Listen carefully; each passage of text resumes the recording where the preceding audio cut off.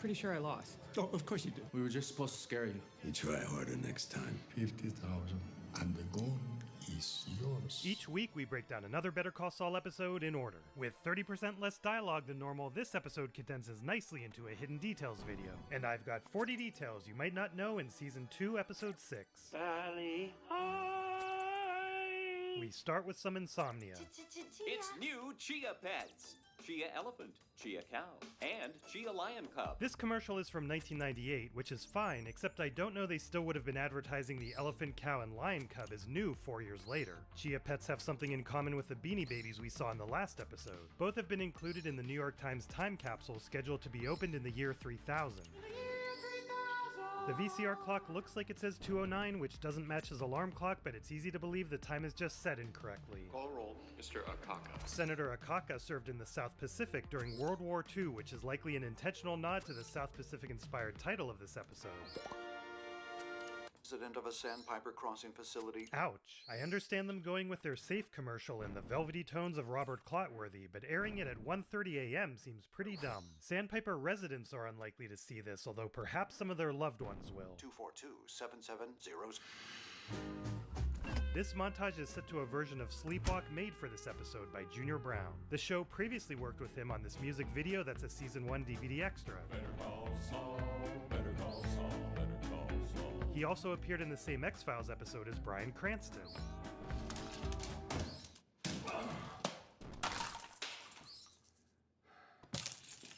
Now we know what Marie did before getting a job at Kleinman Radiology. Maybe there was some truth behind this lie. I work a lot with clay. We then learn Jimmy's lease isn't up yet. It's been exactly a month since he moved out.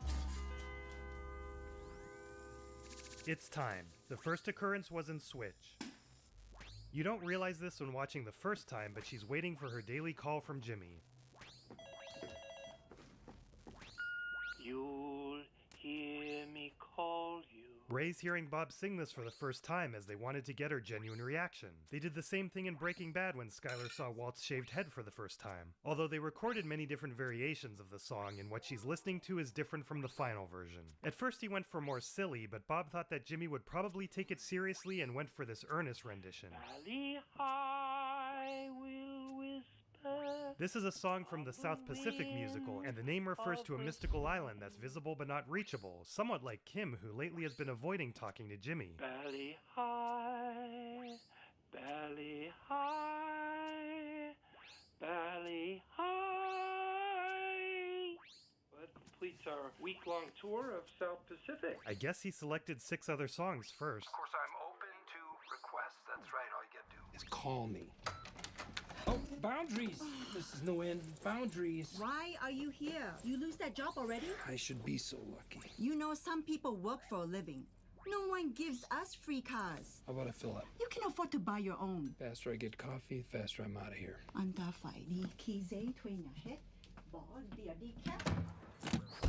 What? Faster I get coffee, faster I'm out of here. She says he has to go sign paperwork for another lease and is cut off as Jimmy shuts the door. Oh. That rocks.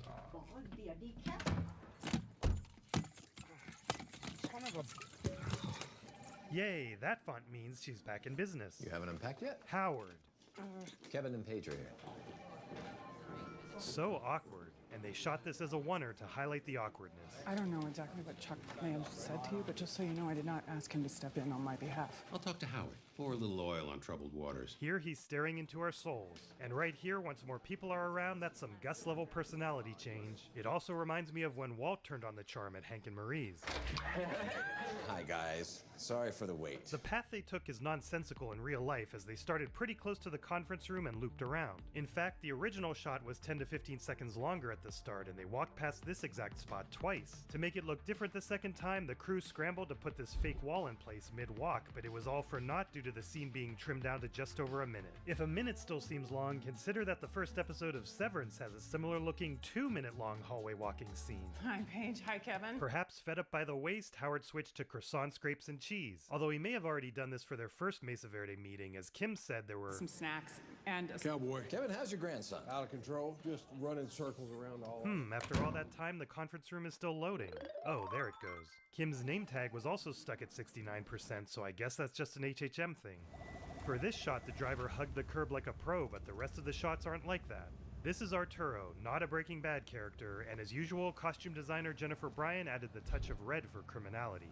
Mike figured he'd get Criminality is red. Bought, although perhaps not this soon.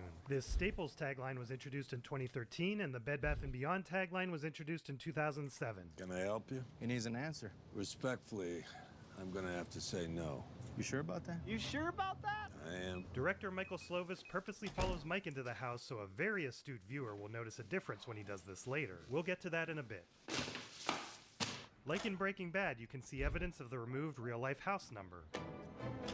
The defense has made the very reasonable request that the plaintiffs produce their medical records. This guy was with Rich back in Rico as well. This is a transparent attempt at intimidation. That is not the defense wants to claim that their residents are competent enough to be held to their contracts, but too incompetent to sue. Which is it? Miss Wexler. The name of this actor is Forest Fire. I ask that you deny the Curious, defense's motion, Your Honor. I'm leaning toward granting the motion, but would like to review the pleadings and briefs again. I couldn't figure out why there's a second guy who seems to be doing unrelated work, so let me know if you have insight here. I'm gonna meet you back at the office. Miss Wexler, I just wanted to say good work in there. Thanks, but I'm pretty sure I lost. Oh, of course you did. It's an unwinnable position.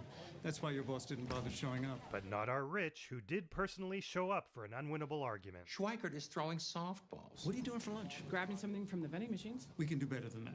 Your usual Moscow Mule? Absolutely. You want one? We just got a literal double take of Kim taking a sip here. You've been with HHM, what, 10 years? Yeah, last August. That's a weird line because date clues in the show put us in the last. Let's go do a birdhouse run real quick. Other clues like Jimmy's car registration that the creators thought it would be October. Indeed, this line from the last episode. Thursday, the 14th. That's next month. Only works if we're in January, February, or October. As in Breaking Bad, dates are sometimes inconsistent. HHM put me through law school while I work. And I imagine you're paying it off as part of your deal? Yeah, happily. Watching you in court today, it sure did bring back some old memories for me. I was a year out of law school at this firm in Boston, and I was finally put on my first big case. I even get this new suit that I can't afford. I split it over 3 credit cards. I'm probably still paying it off to this day. I realize that no one from my firm is coming. It's just me. Later, it hit me that my boss never intended to show. It never really sat well with me. It wasn't about proving my mettle. My boss had a tea time that he didn't want to miss. You know, I've had my eye on you for a while. Since that Kettleman thing. Schweikert and Coakley would be more than happy to put your talents to good use. I owe a lot to HHM. The tuition debt, we can take care of that. That's... And to be clear, I'm talking partner track. Partner track? Partner track? Partner track. Jesus, Sean. I need a hammer. Oh, I didn't bring a hammer. I mean a chisel. Rather Fuck. than Moscow, and I can't think about them without thinking of one-year member Jenswaz's video linked in the description. Jonathan had to disguise his limp here because he's got bad knees in real life, and a stuntman accidentally knocked him over and hurt his knee in the action we're about to see that was filmed earlier. The carbon paper shows that 2 people stood on this mat today. It's an intentionally low-tech solution rather than something like pressure-sensitive landmine made to look like a welcome mat. It's unlikely they would have stood so close to each other, and even if it wasn't at the same time, the placement of the footprints feels a little too perfect. Starting now, they shot this during the day and covered the windows. Mike's gun also just changed from a P225 to a P226, which has a few differences such as these front slide serrations. It could be a replica as there's about to be some pistol whipping. This is another oneer, this time to help build the tension. And here's the clue that Michael Slovis set up earlier. He hoped some people might notice that this time the bedroom door is closed, so that must be where the perpetrators are hiding. It turns out writer Jennifer Hutchison was also hiding in there while this was being filmed. For a moment, we see someone else's shadow move. Kaylee made Micah get well soon pop-pop card since she and her mom think he was in a car accident. This is the 3rd long dialogue-free scene in this episode. First Jimmy had one, then Kim, and now Mike. It's a good thing they don't pay writers by the word. Mays here for the Gourmet Quick Chop. Most people believe this commercial came out in 2009, partly because that's what IMDb says, but this was the 2009 commercial after Billy Mays accused Vince Offer of copying him with his Slap Chop commercial. The one Mike's watching might still be an anachronism, however, as I believe it came out in 2007. In 2002, the only Quick Chop commercial I could find was this one with no Billy Mays present. Wish you could spend more time dining and less time whining. For crunchy coleslaw. Tap again and chop celery. This one shot uses stuntmen for Mike and Arturo. What's the message? Take the 5,000. It took 2 guys to tell me that. We were just supposed to scare you. Try harder next time. Careful what you wish for, Mike. Get out. Mike's gun is reverted back to a P225, and we can see it's a nickel P6, the West German police contract variant. The idea here is that he still has a lot of trauma from his past, and he's not yet the cold-blooded killer from Breaking Bad.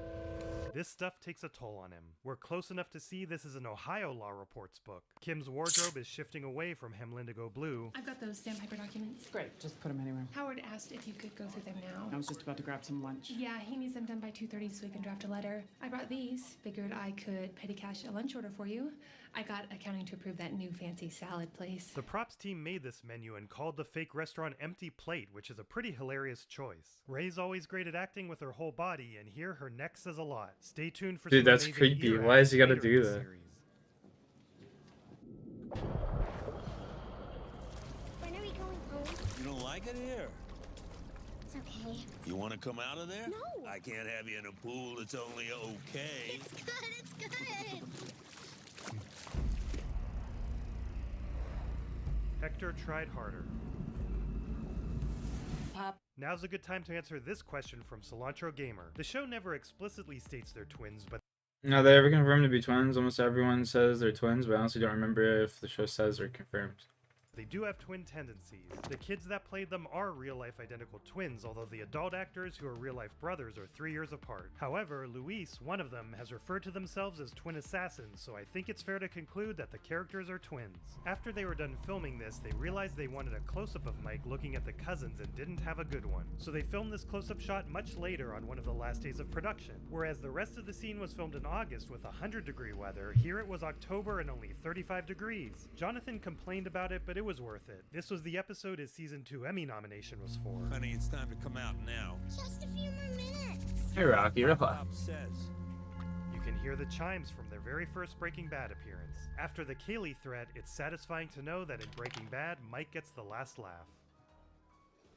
Damn, I never thought about that. 2008 plus Pepsi logo.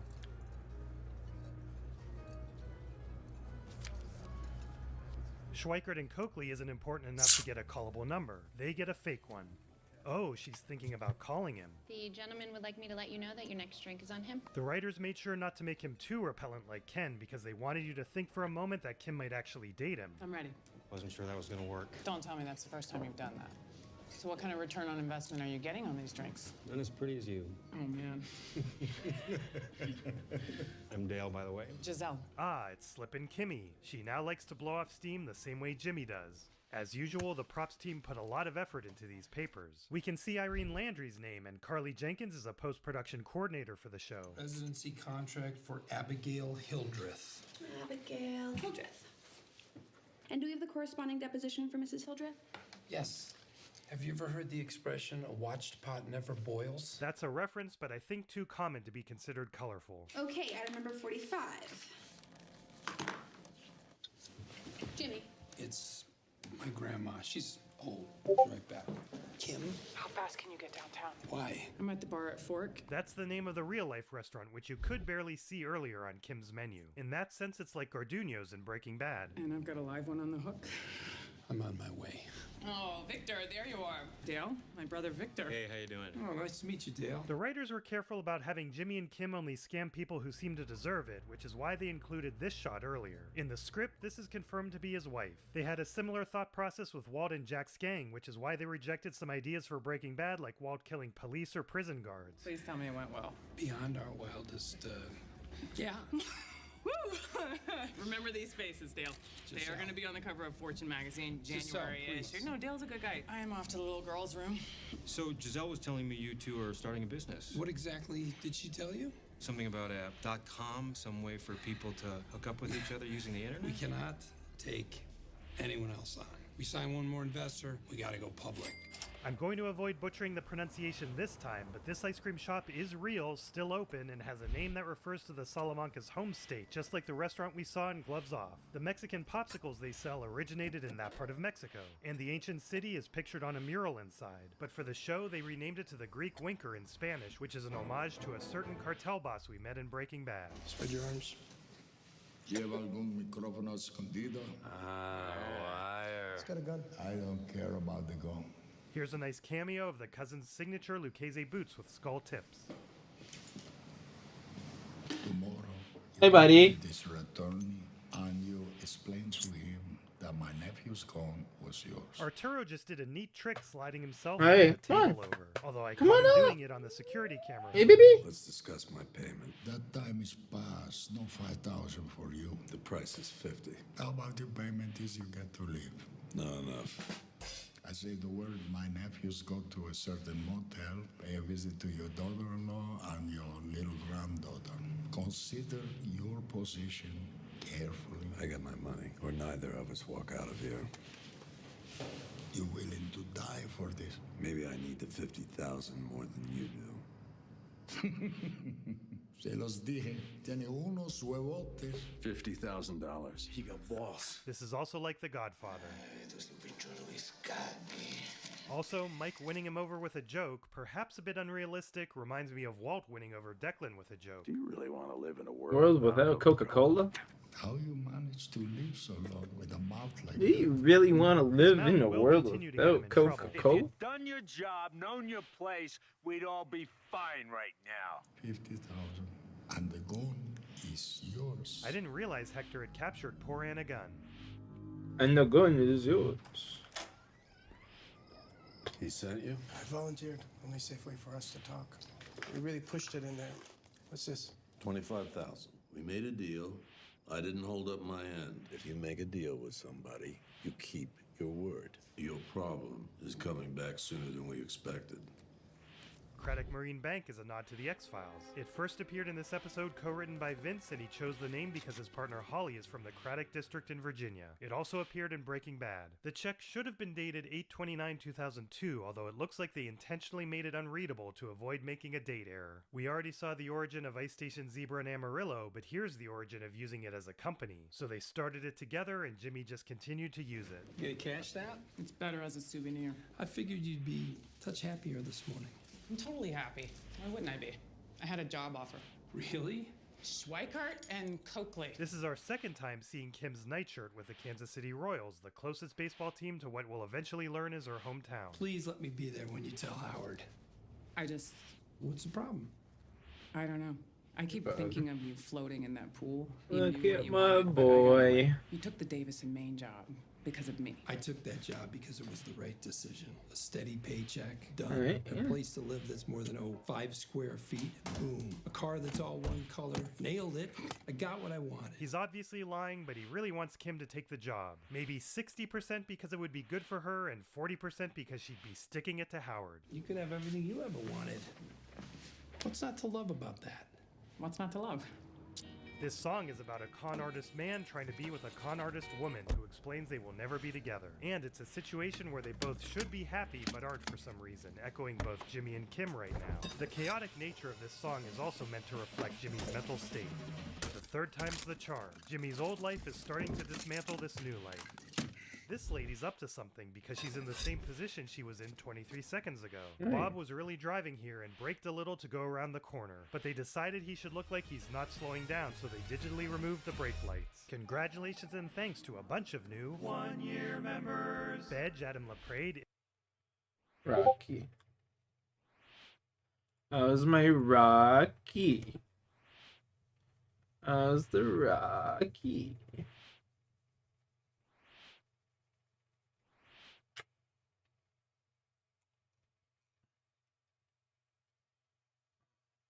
How's the Rocky?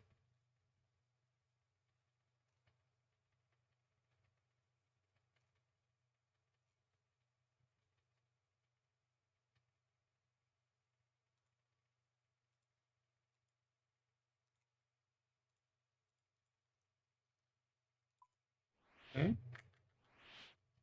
How's Rocky?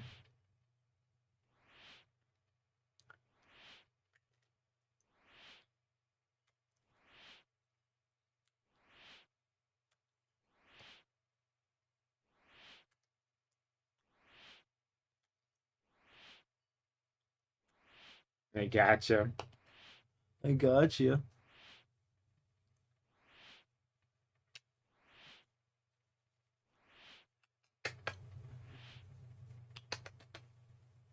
Am I annoying you?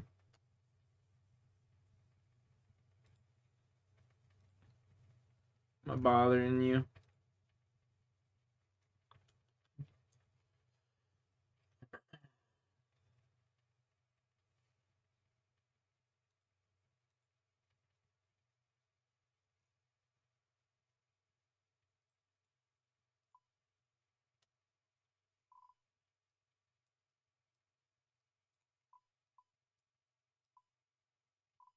Coincidentally, that is what I want. Yeah. So what? Tab really? You need 80 for that?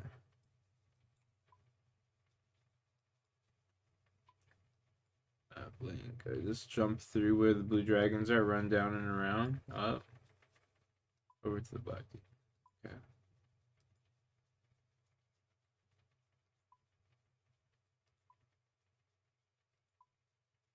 Oh, Rocky.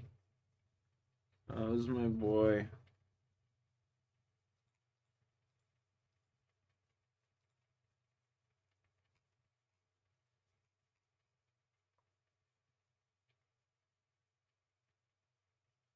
Need 59 for that. How's my boy?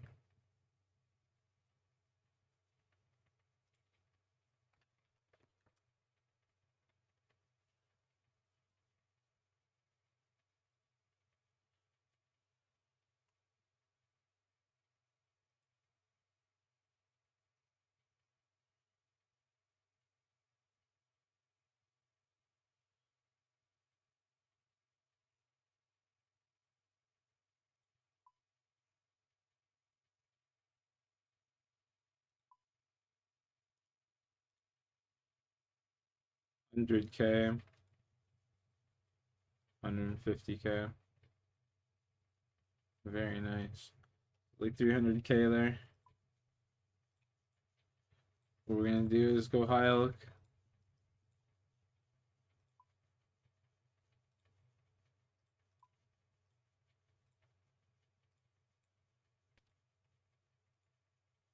Actually, you know what? We'll save the high elks for when we're doing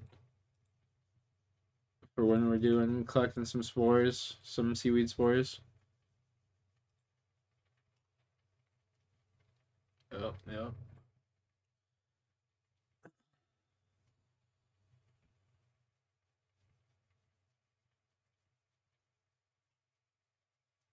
Alright, get your butt up here. Oh.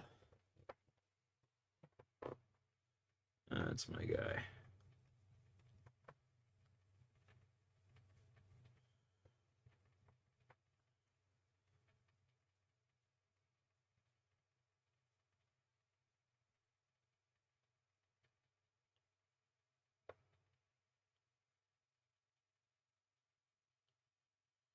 Here, my dude.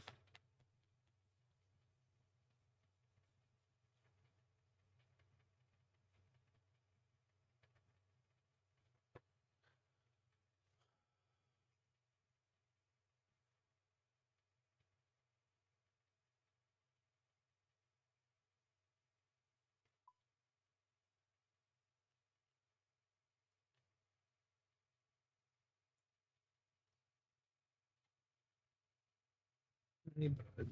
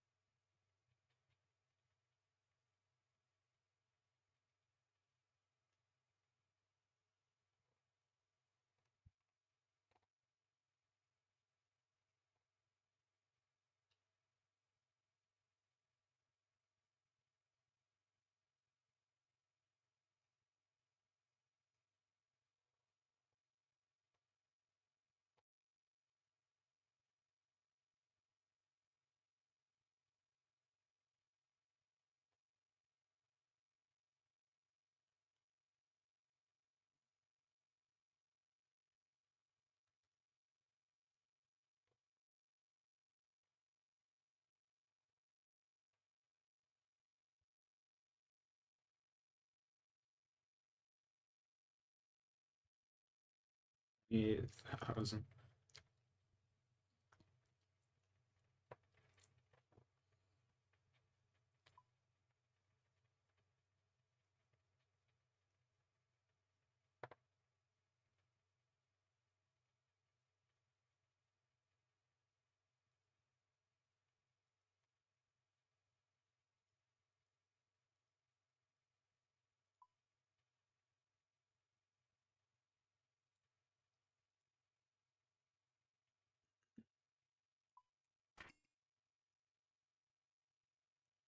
451 unpowered orbs. Do we even have 30 stabs? Yikes. Much cash do I have? 51. Ugh.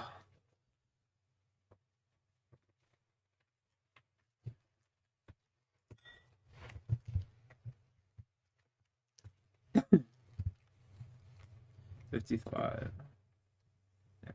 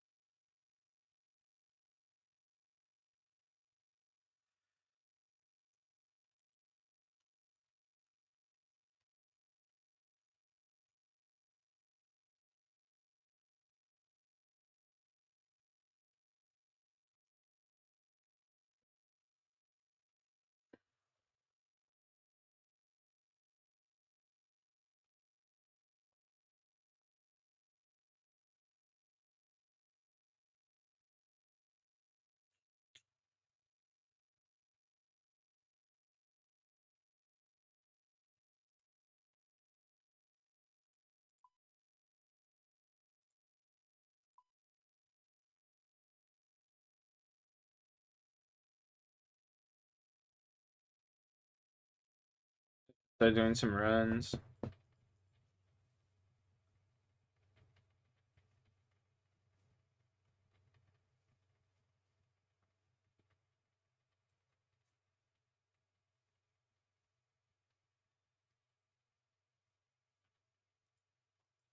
Some firing runs and shit.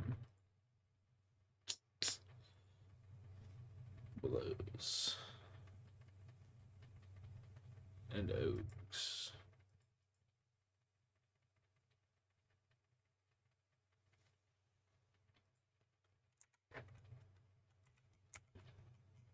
No oaks, it's a rip.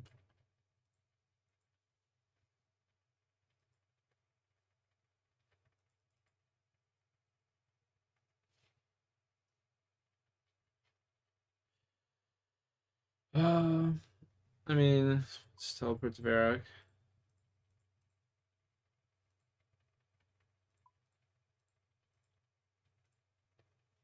Go buy me some fire runes.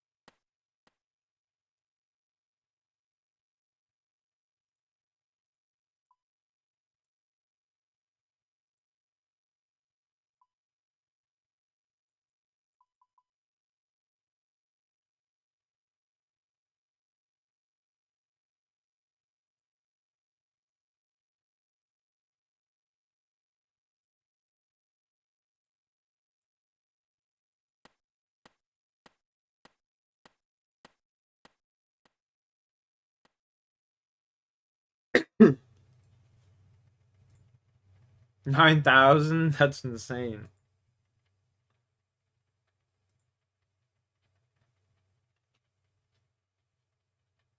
$9,000? That's crazy, bro.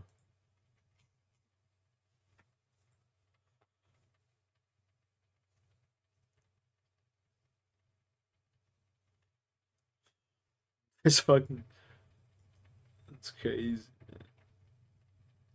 I got the little dog following me. I'm gonna go give him a treat. Come here, boy. Where you at?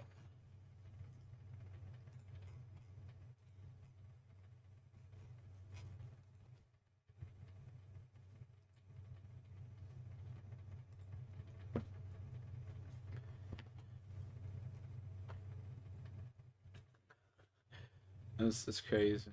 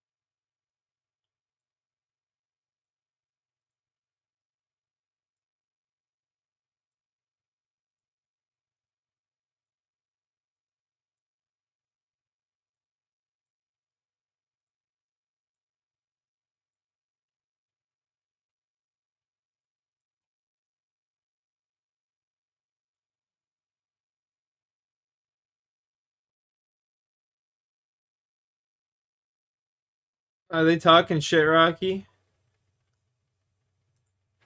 Are they talking shit? Come here, baby. Come here, buddy. Come here.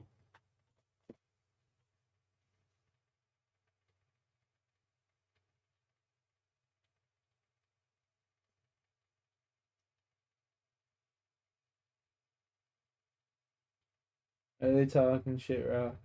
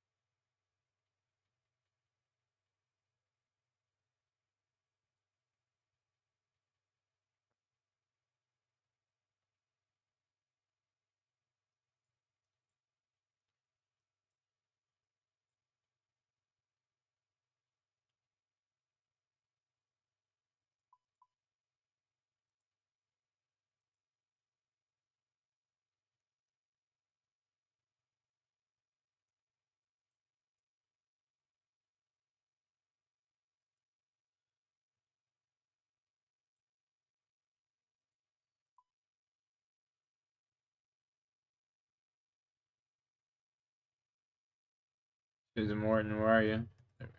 Jesus.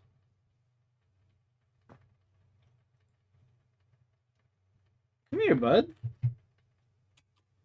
Come here.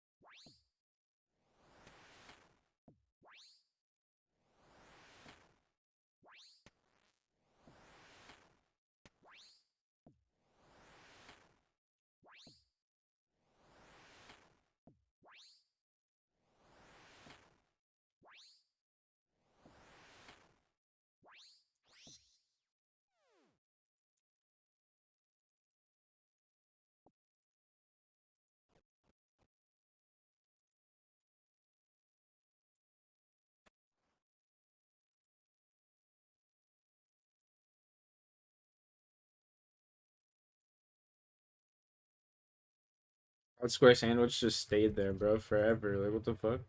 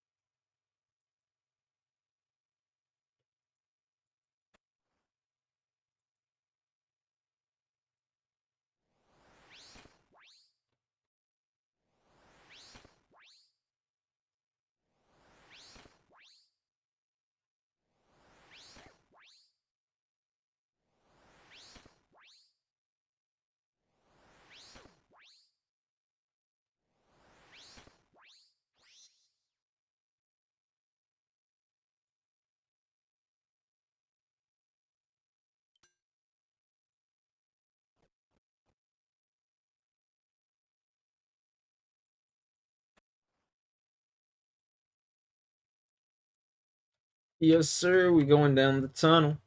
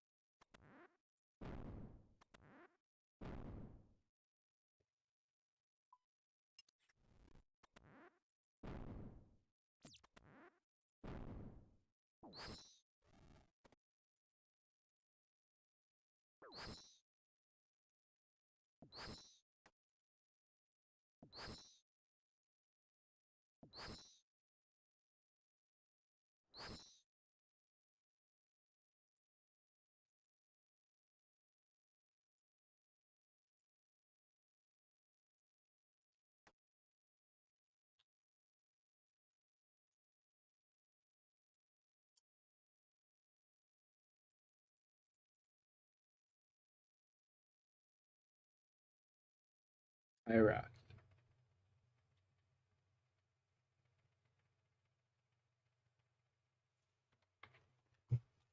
Nah, man, not today.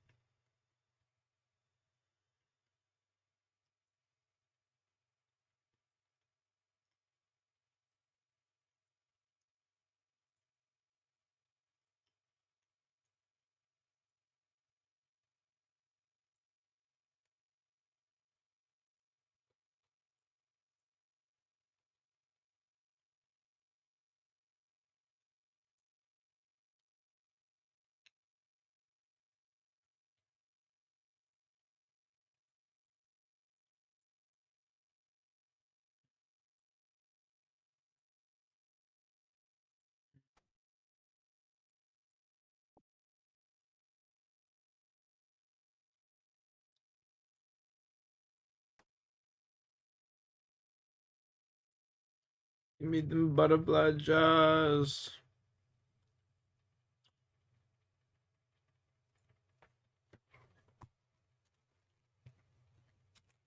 Yeah, clean.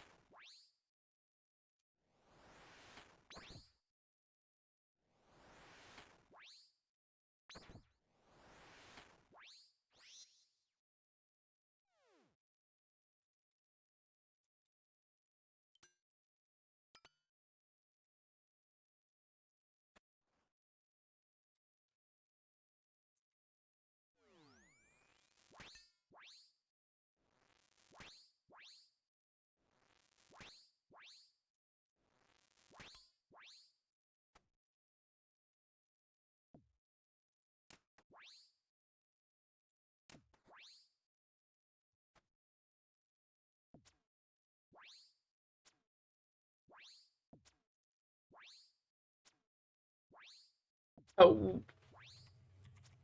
Oh.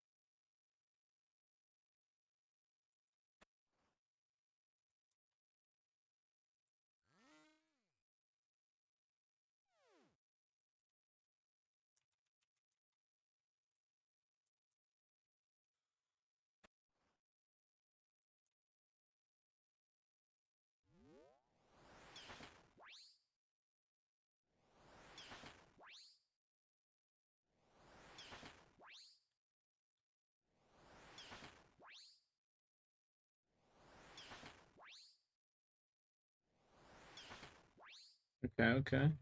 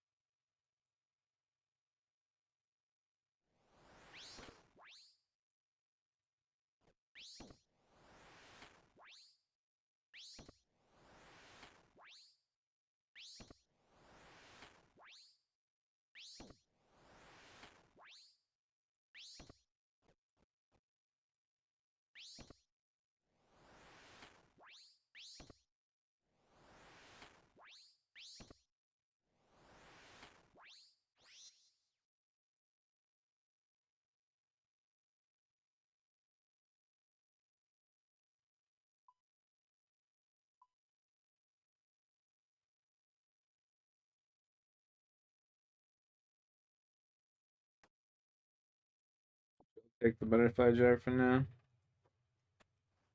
Drop it later if I have to. He rocks.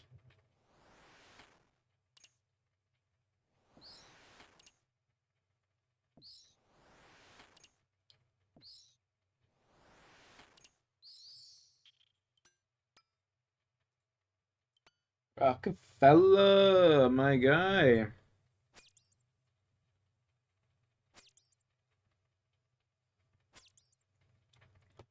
Those big dogs out there barking, scaring you.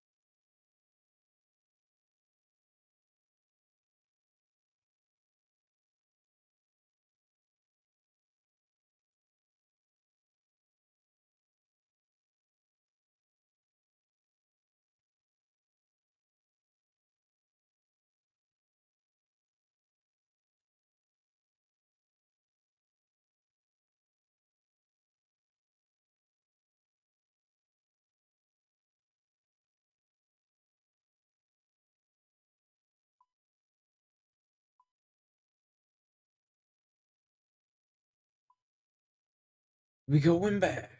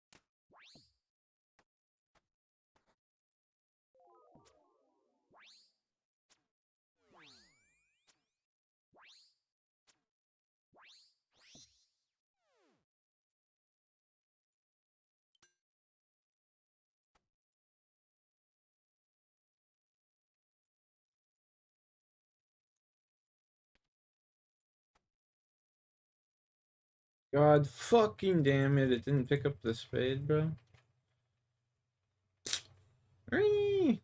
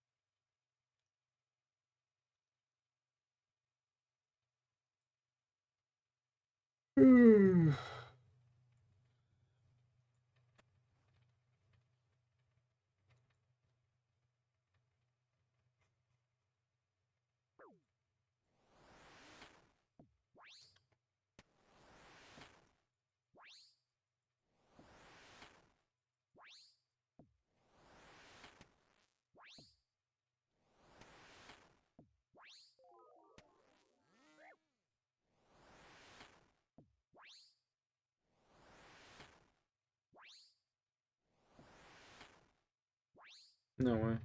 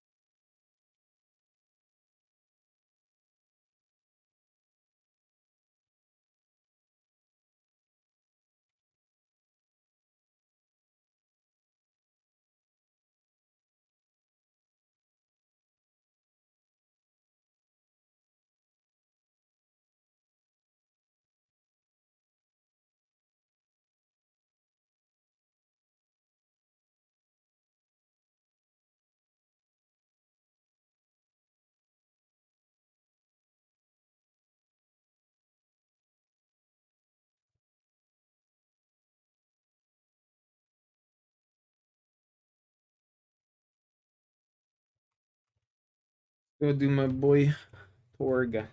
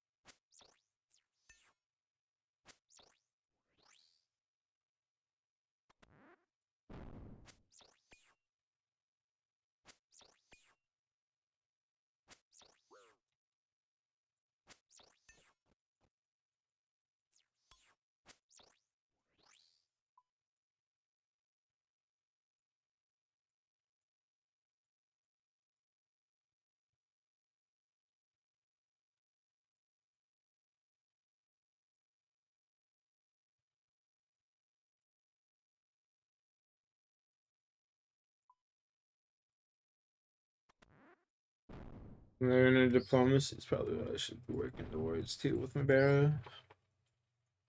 50 smithing and 50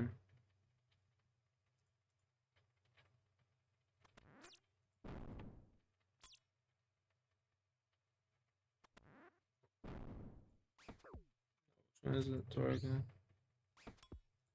Should be alright.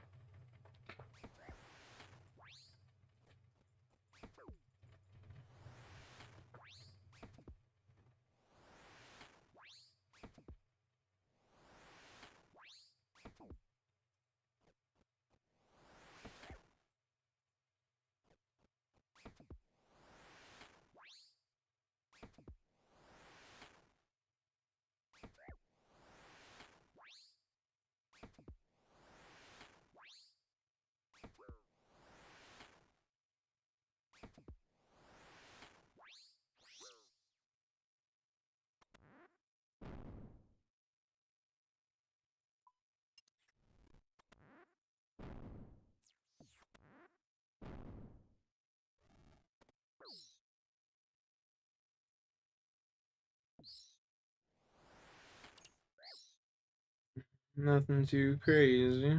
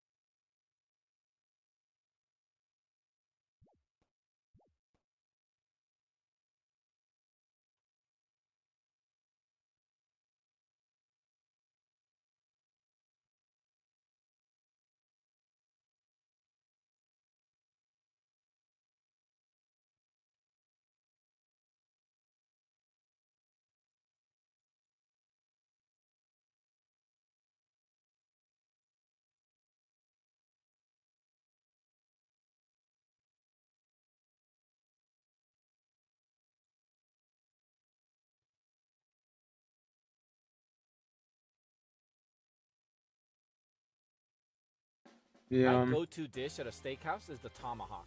It just tells me a Yum! Look at that delicious hunk of meat. Pause.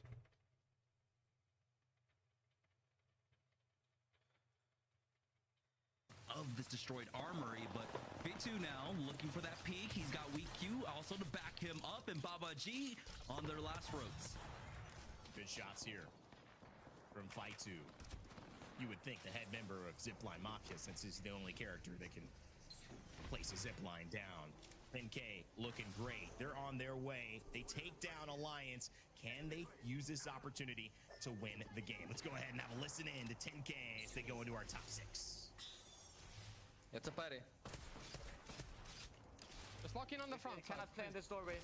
This doorway is dangerous. We're gonna cut the wall and shit. And we need to hold both teams. We can't focus like tunnel vision, okay? They're chipping, Let them TP. Yeah, Fuck it. Focus on the other team. We need to focus on ballistic team, right side. You have EMP? I do. Okay. They're shoot them on the cross. Yeah. It's fine. Look at the right team. Look at the left team. Ignore that team. I'd say if you look to They this cut the wall as well. They are here. Still. Turn around if I call. Don't turn around. Kill that team. Put Jen outside if you can. I can. Jen outside if you can. We got TP. I queued. They're gonna push us now. They're fully open though. They're pushing us. One is low. Last one. I'm coming to crash. He's 1 HP. They're cut outside. He's 1 HP. Yeah. I'm gonna go to the wall. He needs to come to us. Dead. Nas on us. Yeah. Top 3. That's your team fighting. I'm gonna have you beat, Gnas. Chill on me. Just AFK. Full AFK. Just full AFK. That's your teams. I'm gonna team. I'm gonna pop the... Jen if you need it. Jen if it's needed. Don't let Just in case we got naded. I'm fully healing. The duo. There's a Newcastle team here. I think we play for second. Cash. I think we have to play for second. It's a solo here. They die. I'm gonna EMP this team. Get space. Okay. I'm TPing. Get space. I'm getting space to connect on top of the rock. We need to queue out. Yeah, I queued. Let's go on top of the rock. Yeah, he's just looting us. Just keep going around. They can't. Fuck. The fucking... I don't have Another turn on that guy. I'm gonna go around. I'm gonna try to kill that guy. Fuck, I died. I'm trying to climb out to the top. Good shit. And Zipline Mafia take the win on that one. It was a really admirable try there from 10K, but it was nice to kind of take a listen, Jamerson, to how the conversation was going on. Really not a lot of Nasky engaging at all, except to kind of call what he's doing or call a couple of options. Kashira, firm control of that team and a great position to get them into a winning spot, just couldn't close it out. No, that's the thing, right? When you have like a team full of IGLs, right?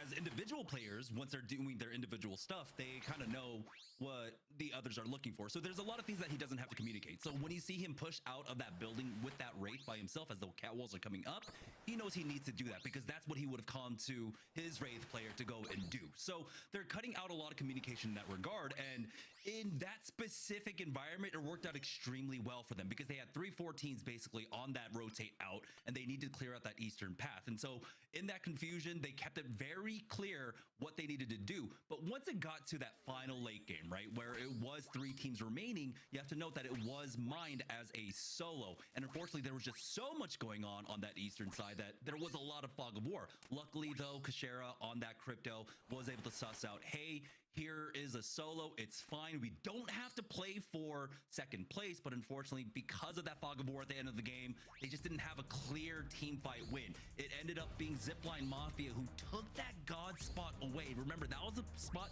that Mouse got to early on. Team Nemesis fought for it. Zipline Mafia fought for it, and Zipline Mafia came out the winners in that big fray over that God Rock, and they were able to control the battlefield from there and take the win on that zone pole.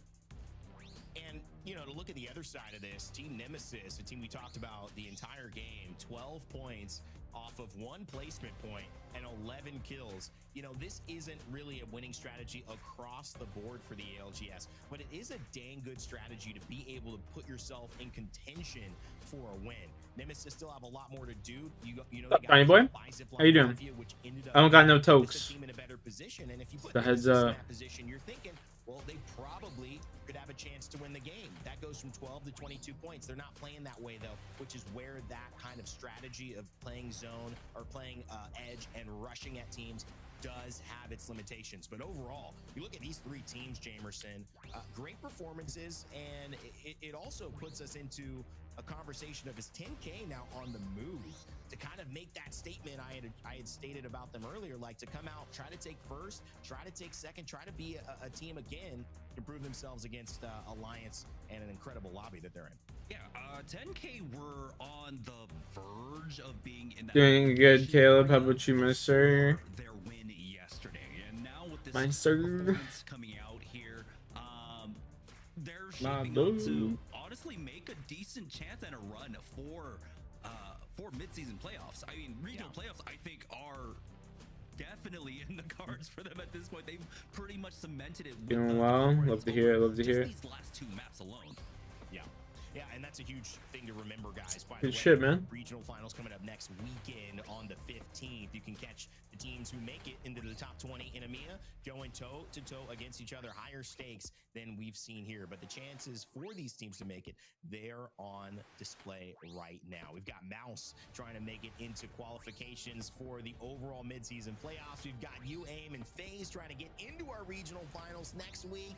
All the action continues as we head to our final two games for EMEA and match day 9 right after this.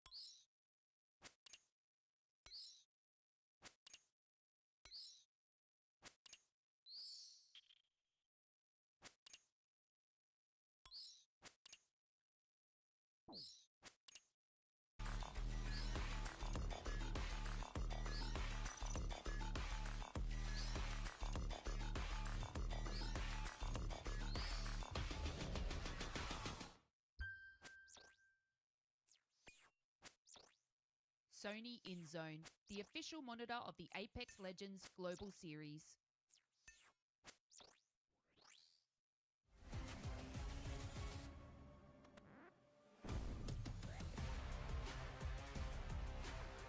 Coming off on top of my beautiful look of the Sony InZone, by the way. Big fan. That monitor looks sick, but also a sick dub coming in from Zipline Mafia, taking the dub with 10KP to their name. Another team that absolutely needs to perform out here, but not even just that too. Thinking about their pathing, coming out of Barometer, being able to still get ahead. 10K coming out of Pylon POI pathing. Also being able to highlight. Doing well. Not shit. Finishing some school lessons. Contributing factors for that. One of them would definitely have to be Nemesis. Grandson's birthday party. An hour than that, I'm chilling. I'm just playing some video games. Nothing really different around here. Nothing too different around here, my dude. Was cleared in that regard, but we definitely noted that there was going to be a pretty big pileup here on the northwest side. Alliance tried their best. They got a lot of points off of this, a lot of team frags, but unfortunately, that last third party from 10K was just too much. There was a lot to think about with all the squads funneling out from that specific direction to where the zone pool was, before Mines only having their Newcastle up alive here too, fighting for their life, playing off that low ground, off that Newcastle wall. But we jumped into a listen with 10K, and you and Rain Day brought up something really important. The comms have been flowing for this team. It's been very interesting to see Natsuki take basically that passive IGL with Kashira being the main IGLer for this squad and then following up with one another. But obviously, seeing the way that Mafia had the positioning, Leaku being on top of Pride Rock, allowed them to have the positional advantage. Yeah, if it was an even 3v3, 3-3, right, like they kind of thought that it was going to be, yeah, it could have definitely been a nice play for them to pick up some extra KP and play for second. But if they had known off the bat that it was a third, like it was just a rat there for that third team, they could have made that decision so much faster, right? You saw the setup that they were doing, similar to what we had on that last map on Broken Moon, where they tried to go for the evac play. And it honestly would have worked out even if is that elite, evac tower possibly came out like 2 seconds earlier for them to utilize to try and take that height. But you saw that the decision came way too late, that it was all set up for Zipline Mafia. They had full control over it with Godrock there. And so, yeah, Zipline Mafia did a fantastic job of basically executing on the game plan that when you have that position on Godrock for that ring pull that you want to finish off. SJP2 looking for an early fight here up against BPR. Always trying to take these early fights, thinking about SJP2 already dropping down together in a 2v1 situation. And luckily here now as Denze grapples right on top of height, rocking with the L-Star and a Devo double. Energy lacking ammo because they immediately just looted the first box and came immediately trying to take this fight. Horizon's literally one shot, double P20s in Karini's hand. He's going to be able to get that first knock initially, and it's going to completely force BPR to back away here, always chasing down behind BPR and taking in these early engagements in Devastated Coast. But Denze gets taken out the moment he tries to grapple in, but the nice insurance follow-up from C7 is going to be able to get that. How's the Runescape doing going? Pretty good, man. Still alive as a solo is going to be Almost to 1,400 total. A little bit scary there for SJP2, even though they had the Getting there. I believe it was Horizon that might have been first in line. Somehow he stayed alive for a really long time. BPR, though, do survive. We have another ring pull up to the north, but this time around, Slowly but surely. there's gonna be a lot more variance as it's going over to Cascade Falls. So a lot of different rings that kind of necessitate different power points for how this ring can pull. I think it's been very interesting to see how these end zones in Stormpoint have played out, even from like scrims to the way that we saw some end zones yesterday. We saw a lot of variety end zones from yesterday's matches. We saw like a Pylon Jurassic, down Beast Wall, and now seeing closer over to that north side Cascade Falls area where Mind have their POI advantage. They have the console on top of it all. But something else I also wonder who that was. Where Team Nemesis is currently located over by their POI in Coastal Camp. They'll be able to play objective, but in general, this squad, Jamerson, has just been insane. They are leading the pack in first place with 50 points, 41 total kills. To put into perspective, the second team in the overall standings, Gaming Gladiators with 45 points, only has 20 kills throughout the course of these last 4 games. Zuni himself from Team Nemesis has been able to acquire 20 kills throughout the course of these last 4 games, and it's looking like if they keep trying to take these fights, they could definitely find themselves up on top, finding themselves with not only the KP points that they need, but the positioning too, even with the zone pulling over to their north side. Yeah, the last time we saw a breakdown or a ratio of kill points to placement points like that, I think it's like 4-1, 5-1 right now for Team Nemesis.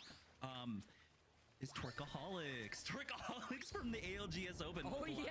To pull a ratio like that. So Team Nemesis are pulling that kind of team fighting right now. SJP2, though, on the hunt for the rest of the BPR members. That's going to be Nyx, the final one to fall. They even pop the Tempest for that. There's no risks being taken from SJP2 here, and understandable. Right now, they're in 17th place with 6 points, and they started off the day 12th overall. So their spot in the regional finals was not cemented. They still need to have a very solid day here to make sure they make it to at least regional finals. A lot here for a lot of these squads that know. Oh, talk about nade galore out here. Nick, gotta be able to share. The names you see in this game. Spot over to their left side. So many teams have already been able to find their place in Cascade Falls. Squads ahead of the game with the amount of cryptos we have in this lobby to be able to obtain the information on where these zone pools are going to be. Yeah, we're even seeing teams that just were not able to make it there in time. But again, with how this ring can pull, if it ends up going towards lift side and such, if it goes a little bit further up that hill, you're looking at teams like Nephilim Mouse that might be in power of decision. VCGO could also come down from the wall to try and take that position. Again, this is one of those rings that has a lot of variables to it in what the God spot can be, But, of course, just being inside Cascade, being inside one of the buildings is a very easy way to secure at least the top 10. It also comes into factor the different legend compositions that some of these squads are running, where they want to find themselves in these buildings if they don't have a solid control legend, right? Like the amount of Watsons that we currently see right now allows these squads to play a much more bunkered down composition, but also there's a lot of ballistic, there's a lot of crypto, Pathfinder in these lobbies too, 10 ballistic picks, 10 crypto picks. So if you have a much more aggressive composition and you want to hold the north side even of Cascade Falls away from a lot of the fighting, like Nephilim, who could actually bunker down and find themselves where that survey beacon is, they could deny that information from teams that are going to rotate from the north side like VC Go or Gaming Gladiators. Yeah, it's kind of important that we still have the crypto available here because we did have, I don't think we talked about the Sparrow ban coming in after game number 4. So having that legend that can safely go for the UAV scan is going to be super important. But it does look like for Aurora here on the western edge over by Mill, they'll be able to go ahead and hit that with the Pappy. And they don't really have any fights on the edges for them to take, unfortunately for them here on Stormpoint. You know, they're really good at trying to find these fights, but we had a lot of teams move in very early on to get center zone for the Cascade Falls ring. They did scan, I believe, the teams over at Checkpoint, and that's instantly what they're moving towards. That's going to be FaZe Clan and Alliance here, but for Alliance, they want to play this western edge of the next zone. They've got both scans to hit off of this, and so this could be an incredibly strong position for them. They do have one player that's actually still far off at North Pad that's coming back towards Checkpoint right now. FaZe Clan, they're playing this choke, and they're going to try and keep this one clear, and it's going to actually force Aurora to the north. So it's up to Alliance now to try and play Gatekeeper. And Aurora going outside of zone so that way they could get a survey beacon scan just to know from what direction they're getting gate capped, because over to their north side was Alliance over by Checkpoint, and then over to the south choke was FaZe Clan waiting for them on the outskirts of down B. So they've completely now wrapped around to continuously play objective, a little bit more of the Aurora that I was used to seeing before, aside from the fact that they're not as aggressive, playing objective, and of course adding into the fact that the zone pulling over to the far north side of Stormpoint, making it harder for them to get there quicker, as we've been seeing them get to in the earlier games, which also just hasn't really been working out for Aurora once again. But for Alliance, they tried it out in the distance. They wrapped around completely. They have held Checkpoint. They had the ring console. They had a survey beacon, and now they're waiting to see. Maybe there's some of the stragglers from Aurora waiting for them on the other side of the choke. Yeah, I believe they just sent their catalyst to go for that ring scan, and Alliance will note that out. It's a two-man. They're going to try and push off of this. Unlucky. He's on that Pathfinder. He can cut the distance on them. You can see they have taken some damage on the way in. A nice pickup there just to get the purple in time. And Alliance with the 3v2 want to try and take this thing by win. You can see Aurora backing away to try and get to their catalyst, but really their only option is just a full retreat. There is never a bigger fear that I have, aside from seeing a Sheila looking at me and have no cover, and then seeing the Ballistic Tempest being unlocked, and then you have only two teammates right next to you. Huge nades coming in. Talk about putting in the pressure as VC Go lose out on No-No. Shieldbat being able to be popped for Kiner, and now as a duo trying to slide in to try to take advantage of the two players that are playing split position from GG as they eliminate VC Go. Talk about Blast holding the off angle to allow Funk to just funnel them into his own line of sight. Oh man, back over this fight between Aurora and Alliance right now. Alliance giving chase. Unlucky knows that basically 50 HP on the other side. This one for the KP somehow doesn't connect with most of that, but he will be able to finish off that last member. The Devo is just stupid. It's all about trying to secure that last kill onto the catalyst, wall down, and Alliance will chase after this one. This does give FaZe the opportunity now to move on over to another choke. As Alliance, though, this is important for them to clear out this northwest side of the zone. Hakis gets that syringe off just in time, but he's gonna have to start working his way on in. But yeah, now taking a look at the rest of the battlefield. We're down to 15 squads here, so a lot of early fighting, but this is a huge opportunity now for Alliance. This ring ended up pulling a little bit further north off of Cascade Falls towards that Nephilim spot that we were talking about earlier. There's still a chance that this can pull down to Cascade, but everyone now is starting to basically bet on this northern pull. So for a team like Gaming Gladiators that was able to deal with VC Go on the north side, makes it that much easier. For Alliance that was just able to clear out Aurora, make it that much easier to play here.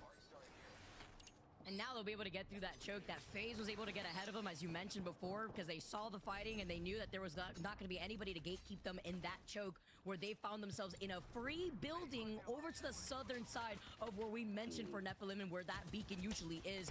Mouse 2, Ochek ready to go.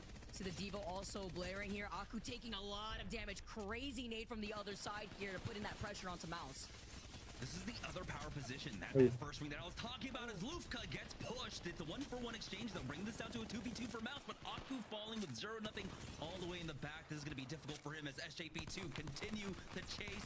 Mouse are about to get knocked out, but the bloom for the P20 gave him a moment for pause. SJP2 will be able to secure that, and this is another power position that Mouse had to try and finish out this game that they're not able to convert off of. SJP2 take the aggression to them, and now they have a very strong spot to try and close out the game for.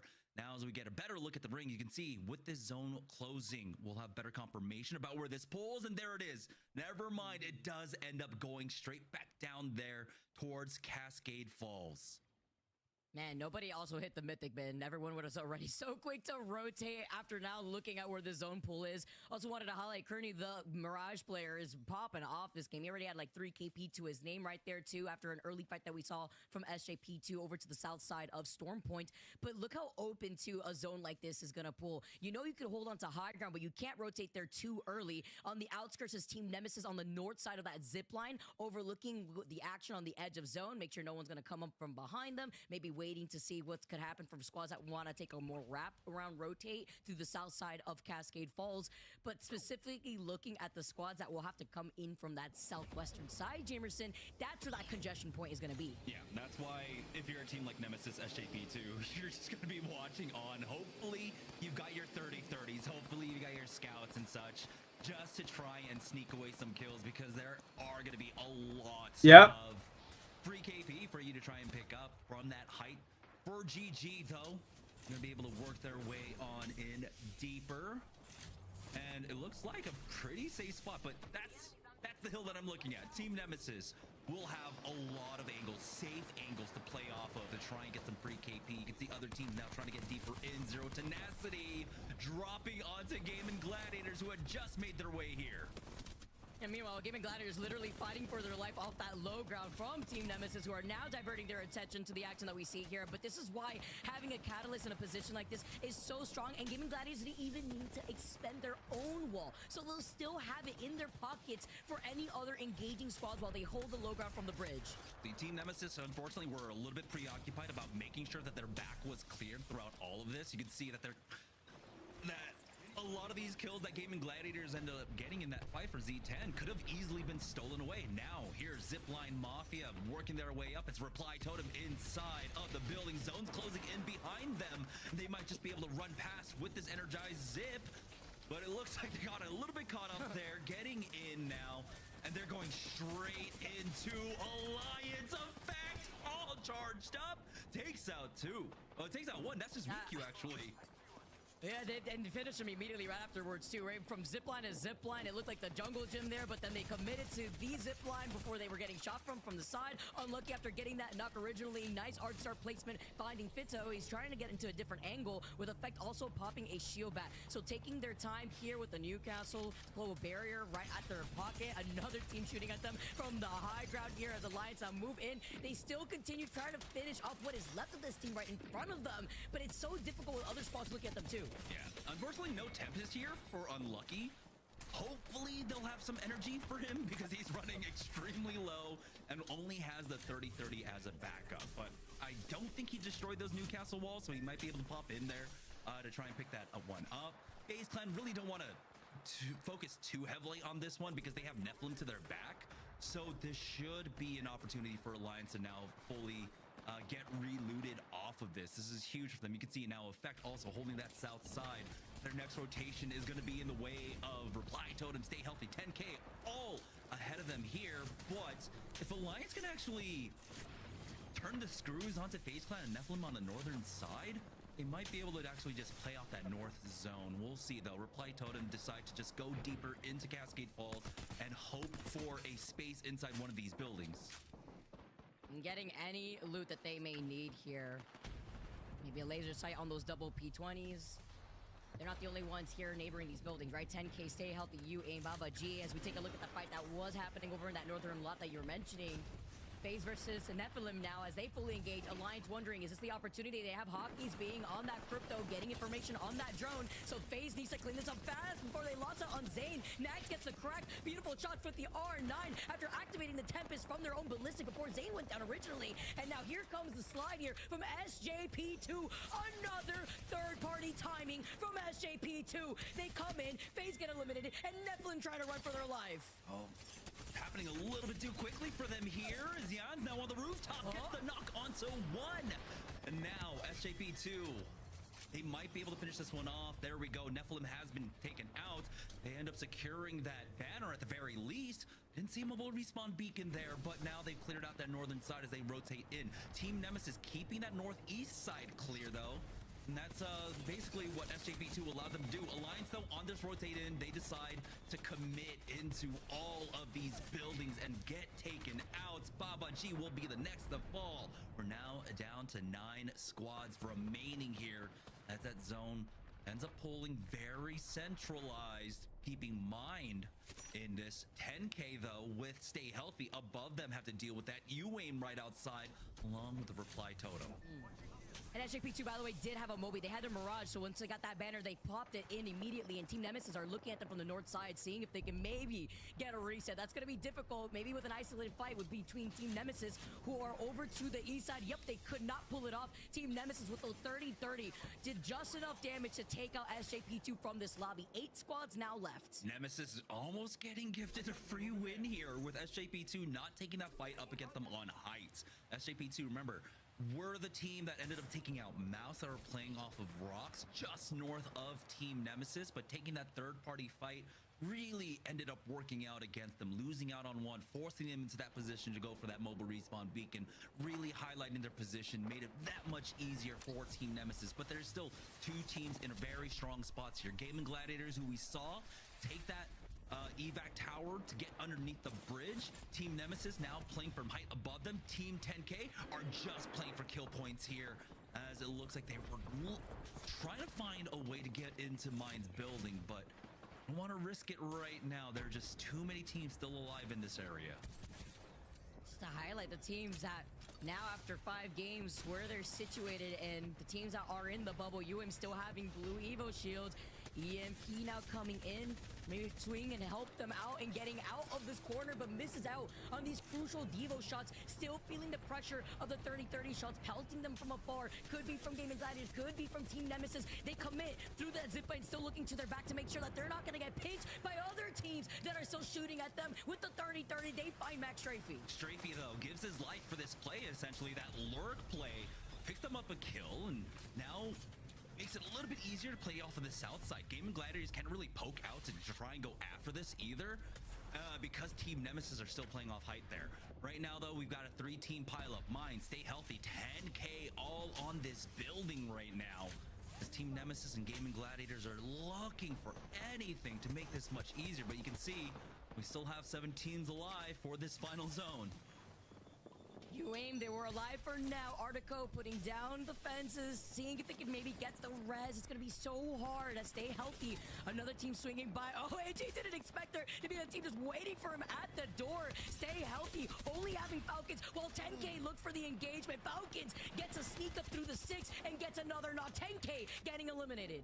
As this is huge. Falcons secures top 5 for them as Zero Tenacity, the lone rat, ends up getting picked off, bringing us down to our final 5. So huge plays out for Falcons now. He's still alive, and he can play spoiler for Mind in this end game. You can see Gaming Gladiators have also been pushed now from Team Nemesis. And so it's all Team Nemesis looking to control the majority of this battlefield right now. Think about the teams on that bubble like UAIM, the fact that they're still alive, the fact that they were able to get that reset. Mind being the other squad who have tried to find pathing right outside this building, now forced to move back. Gaming glad he's still alive as a solo. Stay healthy, the same thing as now they're forced out. And Team Nemesis are just looking at everything go down in front of them. Stay healthy, finished off, bringing us down to our final four. We still have GG alive throughout all of this. The Catalyst player. We'll see how much longer they can survive for, but looks like Blast will go down. It's going to be a 3v3v3 Team Nemesis, though.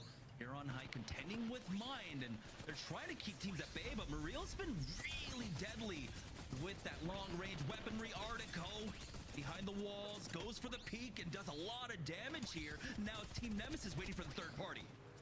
Don't forget they just got the res too, right? So they were lacking in some loot. If you're thinking about the path, they brought back Max Strafey, 3 squads left with Zuni now holding onto high, holding onto the Devo, lacking a little bit of ammunition, but he may not even need it with Remix following up with his own Devo. And now Team Nemesis looking just to finish things all up. They are stuck behind, and I think it's just Mariel all the way back here. And there it is, Team Nemesis with an amazing day so far. Game number 5 capped off with the win. This team is impressing more and more as the day goes on.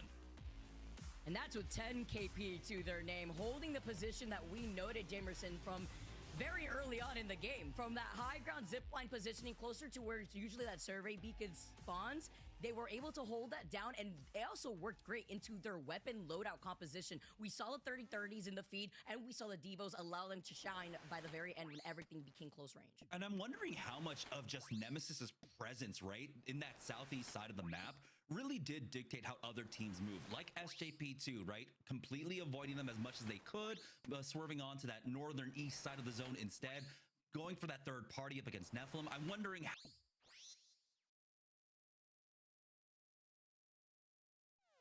Hope you're not in a hurry because northbound is backed up all the way to 18th Street. And the southbound ain't looking much better. So you might This is ridiculous. Please, come on. Are you one of them? You're here, but if you're at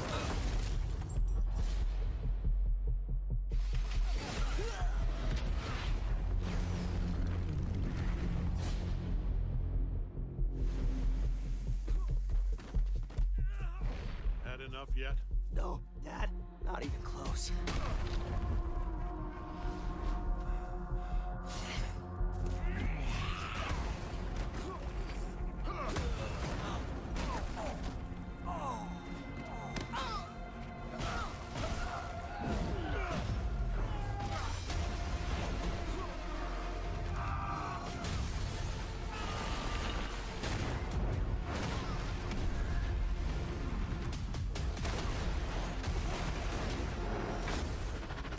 I hoped you'd understand why I had to do this.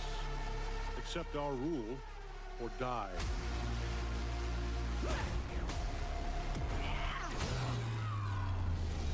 I'd like to propose a third option.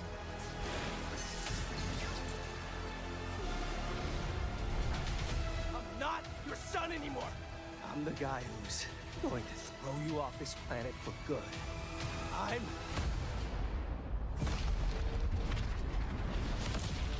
trusted you!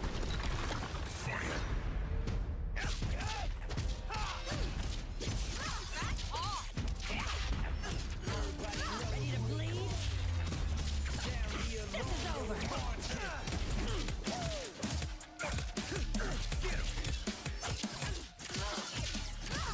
All right, coming through. Let's do this! Gotcha. Going up. Need a hand? Might want to look up. I'm up! See how you like this? It's an army! I am ending you. I see it all now.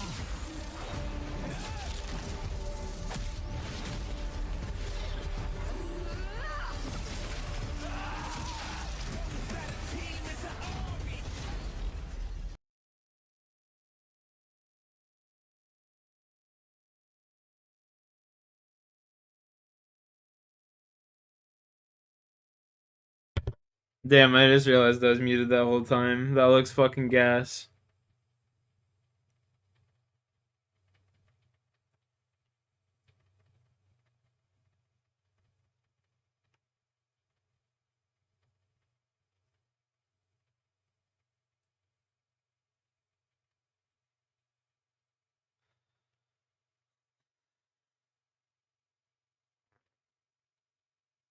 Stand ready for my game's arrival, worm.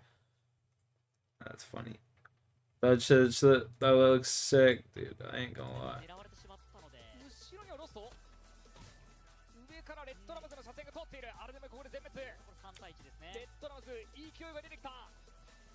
That game looks pretty dope. 踊り出ることはできる。後ろにキャッスルウォール。ただ上から一方的に打ち下ろせるのは SBI です。そうなんですよ。これディボーション球無限ですからね。テンペスト起動中のディボーションは。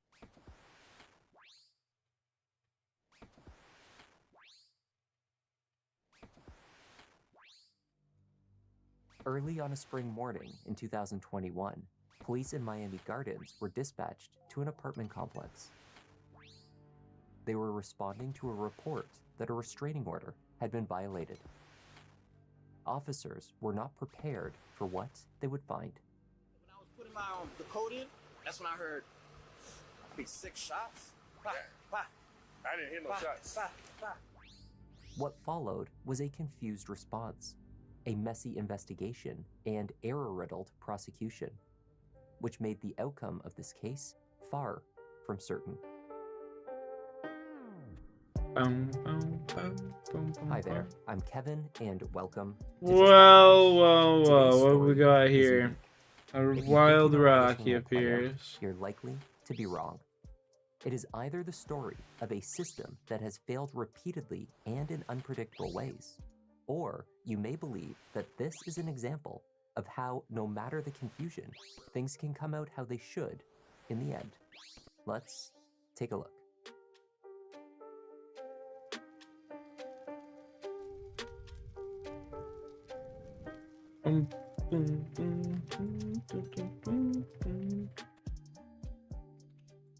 On Friday, May 21st, 2021, at 4 a.m., officers Montpremier and Bernard were dispatched to Douglas Point Apartments in Miami Gardens. They were told that a caller had contacted emergency services in relation to the violation of a restraining order. The officers used a code to access the gated buildings and began a canvass to locate Unit 112. As they did so, however, Montpremier was certain that he heard the sound of 5 to 6 gunshots. The sound was muffled, and it was impossible to determine the direction they came. Officer Bernard was not certain that he heard anything at all. Huh? Oh, yeah. 4. The officers knocked on Unit 112 without success. They radioed dispatch to conduct a callback and request that the original caller come to the door. The callback went unanswered. Have him make contact with the caller.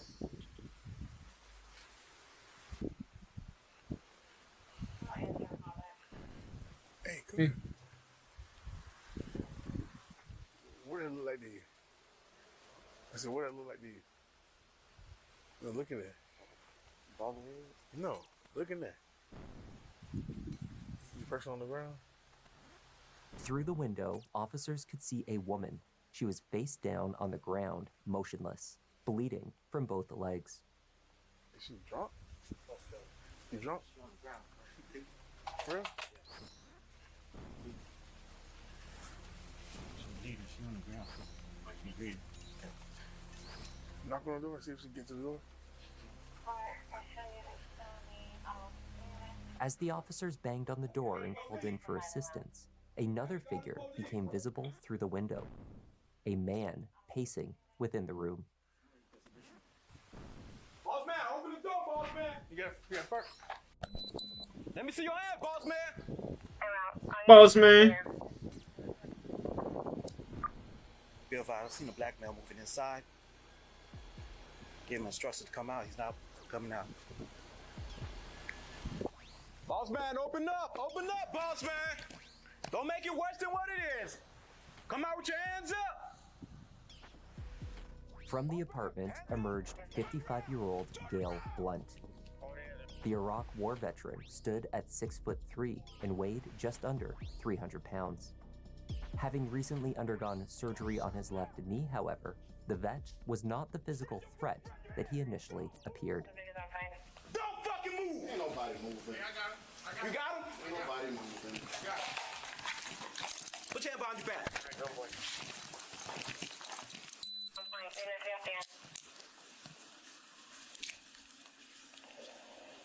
That's too tight, officer. Right now, it don't matter. It don't matter. It don't You're matter. hurting me. You're trying to hurt me. I know what you're trying to do. You're hurting me. Bro, put your hand like you praying. Put your hand like you praying. I'm a disabled vet. All right. You're hurting me.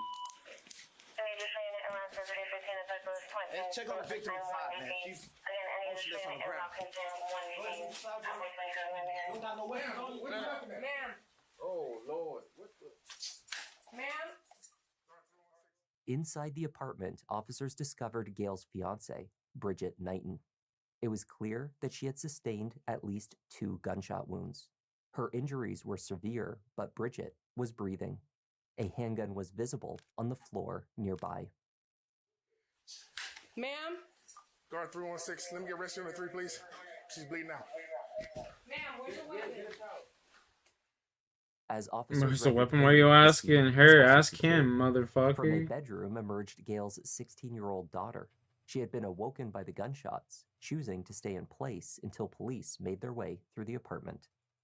Who's inside the house? It's my daughter. Okay. Okay.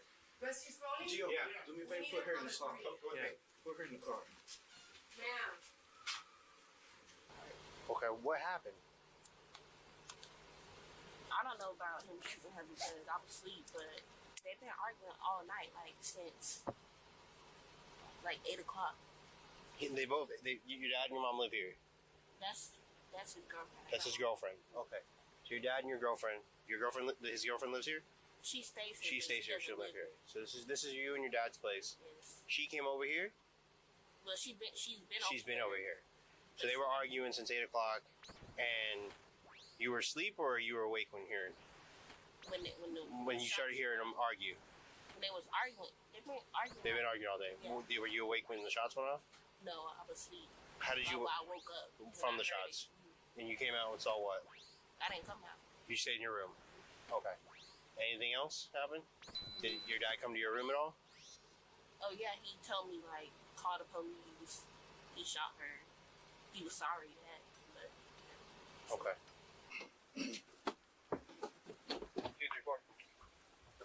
Hey, can you loosen up this left hand? You don't have to sit like that. I'm just saying, can you loosen up the left hand? Oh, you don't have to wait. You don't have to wait. We got a lady bleeding out. Yeah. Watch your feet. It became clear within minutes at the scene that there was a history between the victim and shooter. Many responding officers did not appear surprised to have been called back to the address, nor were they shocked that a serious shooting was the culmination of the events that preceded. Nothing, bro. We've been dry. We've been dry for 16. I think there's a history here. 16 in a row to dry. She responded here before on a 34 Delta. Did we respond here today? That's not bad. It's terrible. It's killing me inside.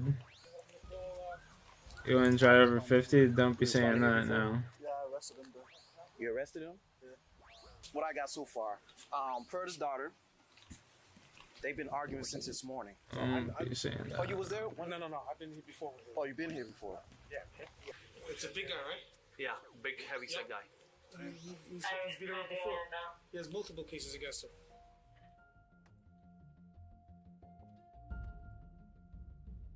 Despite the speed of the police response to the Douglas Point apartments, the handling of the incident which followed did not run smoothly. Indeed, at least one of the missteps taken at the scene, which must have seemed irrelevant at the time, would later make a substantial impact on the direction of the case. Inside the apartment, police worked to piece together the basic information they required: the name of the victim, her age, address, next of kin. Officers sought the victim's purse to locate her identification. Then, concerns for Bridget's welfare increased as responders complained openly over the delay of paramedics making their way to the scene. Go find her purse. Yeah, I'm trying to see. Her purse, I think, is probably right here. Right here. Right here. Where's rescue? Yeah, that's what we're trying to figure out. She's breathing. They should be here in like 3 minutes now, I guess. And they... 2 to 3 minutes out. 2 to 3 minutes. Yeah, it's taking long. This is ridiculous. When Miami-Dade rescue finally arrived, Bridget was transported out of the complex and airlifted to Jackson Memorial Hospital. In the chaos of her treatment at the scene and the process of safely removing her from the apartment, the integrity of the crime scene was arguably, unavoidably, compromised. Shell casings that had been visible on the floor upon the arrival of the first responders had clearly been moved. Recreating what had occurred inside that living room would prove far more difficult than any of these responders would have predicted. I don't know where the casings are at now. Fuck. She pushed it over. You got one here. Yeah, there's one, but... The gun's over here, so they trying to... The gun fell. The gun fell. Yeah. Just 3? Yeah, there's so far 3, but the other one, the rescue, When they were moving it, she pushed it. We don't know where it went. Oh, wait, no, that's a casing right here. I think I'm gonna send should stream it. Oh, this right here? So she was shot 3 times. The other one was an exit, right? Yeah, that's the one that came out. She hit the ground. The crime scene investigator entered the apartment ChatGPT that shit, bro. I'm telling you. to document the evidence. On the dining room floor, a black Glock 22 .40 caliber remained where the officers had found it. 5 .40 caliber spent casings were located in the living room. Further projectiles and a copper jacket were also discovered on the floor. Gale Blunt was also processed. He was photographed, examined for injuries, his hands tested for GSR. Miraculously, Bridget Knighton survived her injuries. She had sustained a gunshot wound to each of her lower legs, one to the abdomen and one. So he's just trying to make it so she never walk again, basically. In the hospital and 11 surgeries. That's why. She was left with chronic health problems and only able to walk with the help of a cane. Bridget told investigators that Gale had violated the restraining order against him 3 times that day by coming to the apartment and refusing to leave. Then, as the two argued, she recounted how he left to retrieve a gun from his car. When he returned, he fired at her in anger 8 times as she sat on the sofa. When Gale first pulled out the gun and fired, she said he stated clearly to her, "Look what you made me do."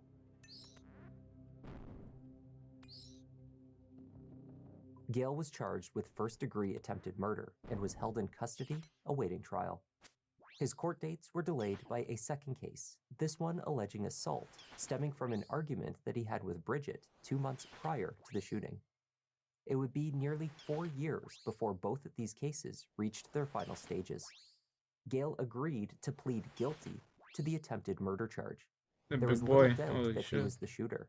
In exchange, he accepted a sentence of 20 years. Bridget, however, did not support the deal. For years, she and Gale had a tumultuous relationship. They did not share any children, but had mostly cohabitated. According to Bridget, it was an abusive relationship, and she had been trapped. She blamed law enforcement and the courts for the numerous times that she sought help escaping her situation and had been failed by authorities. Those restraining orders are just a piece of paper. They don't stop a bullet. When the They time don't came to stop speak a to the court at the bullet. plea hearing, Damn. she spent 20 minutes voicing her displeasure with the agreement and told the judge that Gale consistently ignored stay-away orders and had threatened her for 4 years. She spoke at length about their relationship and the incidents of violence and control. Bridget insisted that a sentence of 20 years was not No justice. pieces, no She believed that her nothing. ex-fiancé should serve a minimum of 25 years. He used his body to prevent me from fleeing or answering the door to the police, threatening to blow my brains out if I even uttered a sound. He also slammed me on a full table of food and dishes in a Pembroke Pines Denny. I repeatedly tried to escape him, but he always found me often boasting about it. I was embarrassed, isolated, and without hope. If I must endure this pain for the rest of my life because I dare survive his attempt to kill me, then he should not be spared a similar fate. I have a problem with 20 years. Gail Blunt had been arrested at least 7 times in South Florida on charges of kidnapping, What's up, aggravated battery, aggravated stalking, and domestic battery. Most of these charges had been dropped. After hearing the long history and upsetting details that Bridget shared, Judge Ellen Sue Venzer made a shocking decision. She rejected the plea deal. I was not aware when I accepted the guilty plea that this was the background. I would have to agree that that would be an appropriate sentence, and I don't. Gail Blunt, having already pleaded guilty for 20 years, was not willing to plead out for 25 or more. He would stand trial for the attempted murder charge and face a sentence of up to life in prison. The trial began only days later. She saw somebody that is suffering, and she said, enough. I'm going to be suffering for the rest of my life. And I just feel like he should as well. When the trial commenced, Bridget took the stand and told the jury the same version of events that she had detailed to Judge Venzer, that Gail had shot her after she called police and threatened to break up with him. When he pulls out the firearm from his sweatpants, what does he do then? Does he make a statement to you? Yes. And what is that statement? What you want me to do? It was look what you made me do. And what did he do next? He started firing at me. Did he fire one time after that statement, or did he fire multiple times? No. Did he fire one shot and then make another statement, or was it he made one statement and continued pulling the trigger? What did he do precisely? Every time he pulled the trigger, he said something. Gail Blunt offered his own version of the events of May 21st, 2021. He told the jury that he fired at his ex-fiancée in an act of self-defense. He claimed not to have sought out his weapon in anger, but rather, as the two argued, he believed that Bridget was reaching for her own handgun. She often kept it in her handbag. In Gail's account, he pushed her to the sofa. Then, while seated, Bridget made a statement indicating she intended to hurt him, then reached for her purse, which sat directly next to her. When I pushed her to the couch, she said, "Oh, I got something for your ass." And on the couch was her purse. And she reached for a purse. I believe she was reaching for her firearm. Gail testified that he did not shoot to kill. He was a veteran, trained in combat. If he had intended to kill her, he would have. I took my gun out of the small of my back, and I shot my gun. I was aiming at her lower extremities. I was just trying to stop a threat. I was just trying to incapacitate her, but not kill her. Prosecutors hammered Gail about the alleged threat he claimed to have faced. You're telling this jury you were in fear of your life and you wanted to incapacitate her, correct? Yes, correct. One shot at that distance, given your being such a good shot, would have incapacitated her, wouldn't it? It could have. In particular, they referenced what they called the magic purse, which allegedly held a handgun, pointing to crime scene photos of the apartment that showed no such bag was on the sofa or anywhere within reach of where Bridget had been sitting and subsequently shot. The magic purse is next to her at that point, yes? There was a purse there. The purse turned out to be the key piece of evidence in the case against Blunt. After the prosecution's claim that it did not exist, the defense blew up a still photo taken from body camera footage of the first responding officers who entered the apartment. The purse was clearly visible on the end of the sofa, just as Gail had claimed. Only later, it seems, had officers removed it while searching for Bridget's ID and placed it elsewhere in the living room. In an unusual move, the state prosecution felt compelled to apologize directly to the jury for the error. It was the type of mistake from which they were unlikely to recover. I'm going to do something now that I've never done in my 42 years as an attorney. And it is, and especially to the jury, to apologize to you, to counsel, to the defendant, and to the court for misrepresenting a fact. The truth is that the defendant shot her in cold blood and left her to die on the living room floor. Mr. Blunt sat on that stand and he told you what happened. The good, the bad, and unfortunately the ugly. Ms. Jimenez came up here and badgered him on the stand when he told you the truth with his life on the line. What's that? The purse with her firearm. Period. When the jury returned, it was clear that the prosecution's misstep over the magic purse had ruined the credibility of their argument. There were two versions of events presented, Bridget's and Gail's. The jurors believed Gail Blunt. This was despite the prosecution accurately demonstrating that there was no handgun located in Bridget's purse, nor did she have access to any other firearm in the apartment when she was shot. Regardless, jurors clearly believed Gail's assertion that he thought her gun was in the handbag and that she intended to use it. The defendant is not guilty. Verdict count 2, shooting a thorny deadly missile, with the jury finding as follows to the information charging Gail Blunt. The defendant is not guilty, so Savio Michael Lanley for a person.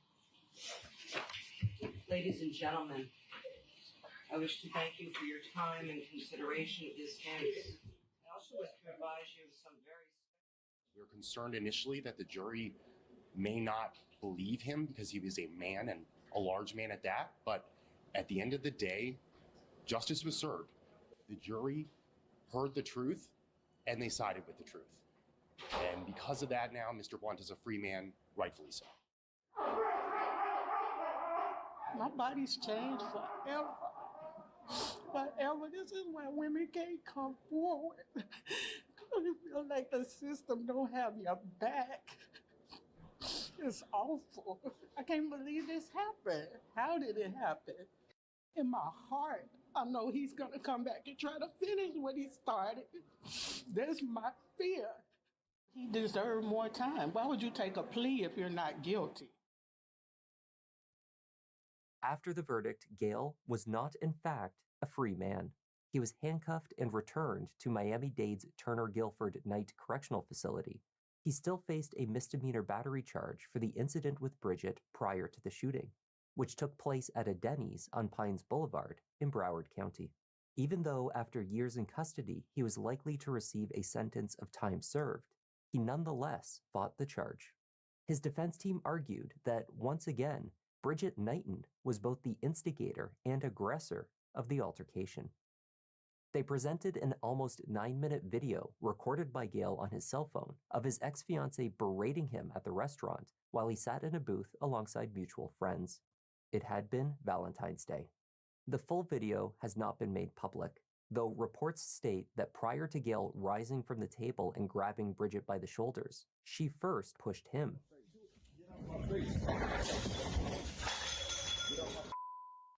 Gail then pushed back forcefully, sending her into a table. Local news reported that although Bridget was not injured by the incident, she insisted on pressing charges. After his acquittal for attempted murder, it was her last remaining chance to receive justice. But that would not be the case. 2 months after the first shocking verdict, Gail Blunt was once again found not guilty of the charges against him. He was released from county jail. I can't even say I'm shocked. That's not an innocent man. He's gonna do it again. She should be ashamed of herself because there are real women of domestic violence, and she is not it. I'll discuss everything further with my attorneys present. Thank you. Speaking with local news media in the days following his release, the Navy veteran shed tears of relief that he had been offered another chance at life outside of prison after coming so close to spending decades behind bars. Could have been an innocent man doing time for no reason. And I mean, they painted me to be a monster. 3 weeks ago, I was thinking about, I'll take a trade in prison, and hopefully when I get out, I could do that job. And I don't have to think like that anymore. regret any of that? Absolutely. I am. My heart goes out to her because I know she's going to be dealing with injuries for the rest of her life because of how the situation turned out. I wouldn't wish that upon my worst enemy, but at the same time, I was afraid that she was going to reach into her purse and shoot me. Gale stated his intention to move from the area and place this period of his life behind him. I'm sad, that the system failed me. It's so many people that love me and support me, and the system failed me. I've already said a restraining order is just a piece of paper. And if he's dumb enough to come after me, then it really will be self-defense and not just something I made up to save my life. I'm gonna be relentless in my pursuit of justice. Again, it's not over. It's not over. It is unclear what further steps Bridget intends to take in her pursuit of justice. She says she still fears for her life, so she plans to take out a restraining order. And that was the tragic case of Gale Blunt and Bridget Knighton. Thank you for joining me, and a special thanks this week to Dr. Patrick Fries for joining our Members Lounge. As always, your extra support is greatly appreciated. I'm Kevin, this is Just Thought Lounge, and I'll see you in the next one. Gotta take my time, cause these crimes get deep, but these stories can't hide. Let me find my seat. Kevin, go ahead and settle in. Gotta be selective, doing all the research, keeping it objective. Always been effective, can say he got a knack. Pick of the litter, you see how Newton got his back. Yeah, the content that you need, this could be a new sign. We talking in the comments, they jot in a few lines. Tune in and hit like, love that, it's too kind.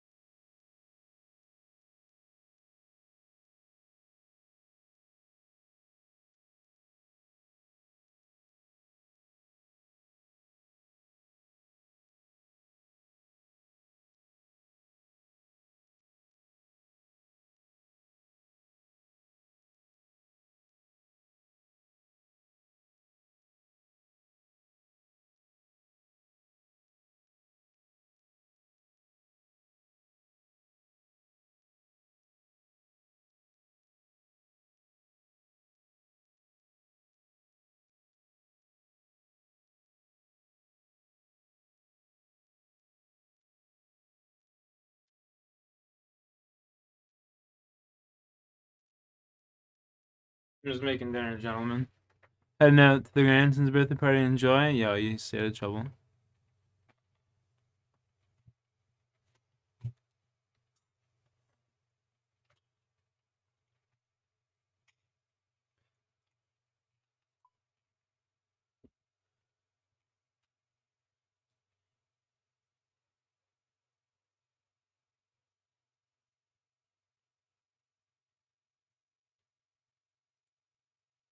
$17 million in the bank skis? Oh my god.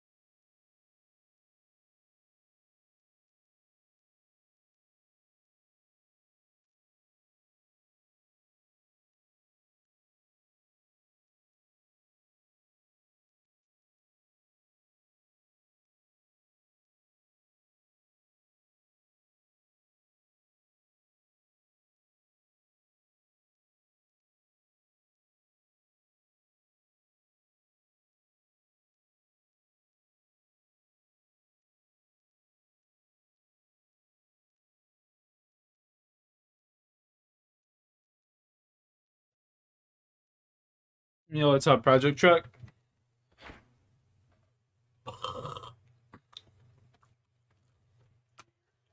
Yep.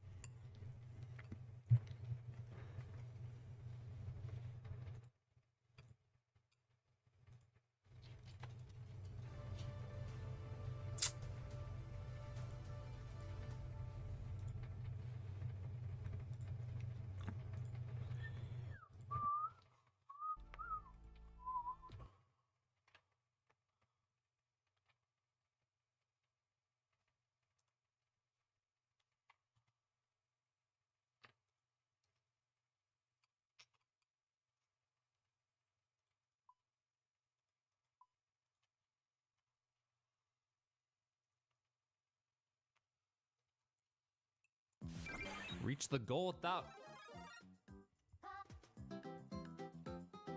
taking damage. It's got falling freaking fire plants everywhere. Oh no.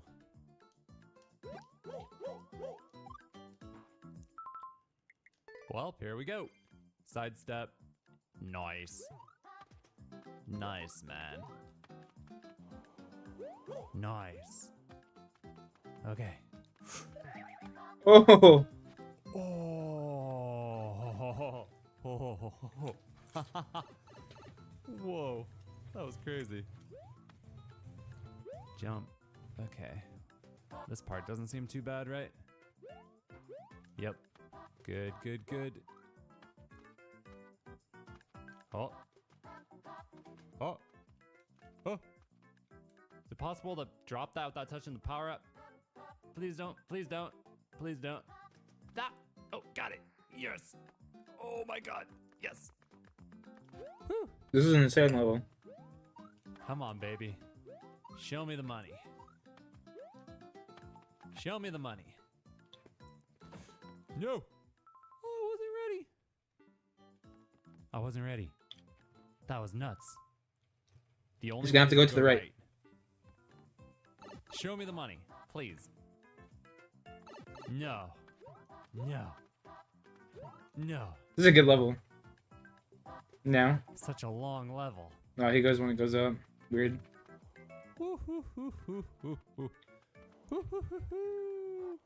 Still not over? Come on. Have mercy. Jump in between.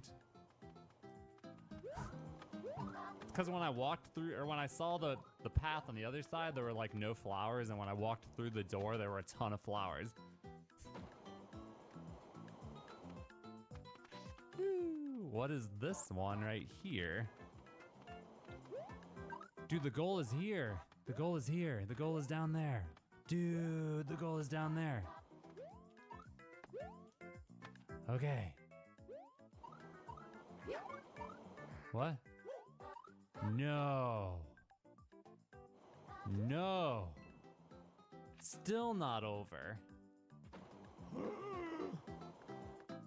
Still not over? What's the catch? Dude, is the mushroom gonna come at me at like 400 miles an hour while the fire burners are on? Yeah. Don't go unless the fire burners are off. Okay. I could see that as an ending troll. No. It's free. I thought he was gonna have a mushroom come flying down the conveyor belt at you, and if the burners were on, you were gonna be screwed, or you have to run away or something. It would have been a good troll. I'm kind of disappointed, if I'm being honest. But you know what isn't disappointing? Roll the tape. Today's video is sponsored by Factor. Isn't this a nice box? Wow. Wow, it cost some $5 to make. Why should I get Factor? Well, they're chef-crafted, dietitian-approved meals. It's on the box. However, if you want to go off box, I'll tell you that Factor has the most convenient and delicious food. He's level. Shiko. Su. 2. Woohoo, Mr. Chain Chomp. What's up, Mr. Chain Chomp? How you doing, buddy? What the heck was that? What in the heck? Come on. Should do a birdhouse run after this. So messed up. Going up. Really wish I hadn't. Alright.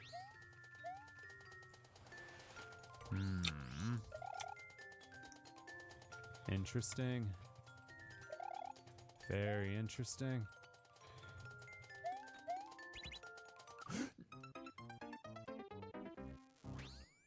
Damn it! Hello? Hello? What the? How did I trigger the thing before? What? What the?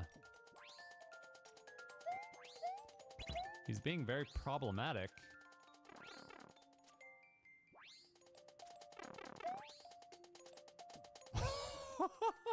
Okay. Sure. Yeah. No. No. No, no, no. Wait. Wait a minute. Dude, you can reset. You can reset.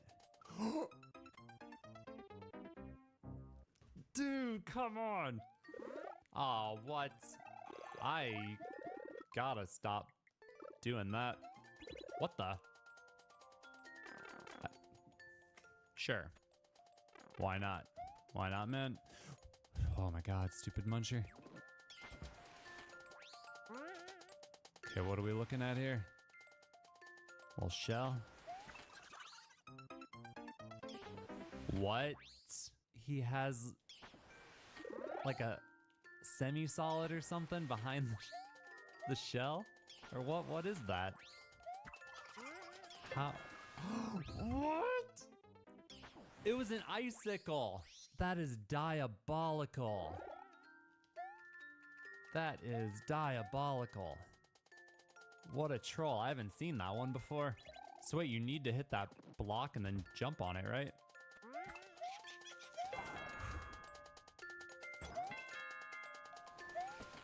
Should I go over there? Or should I go in the... I don't trust the door. There's no way.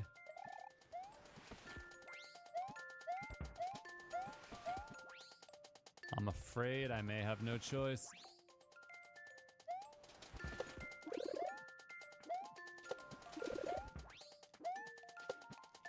I'm afraid I may have no choice.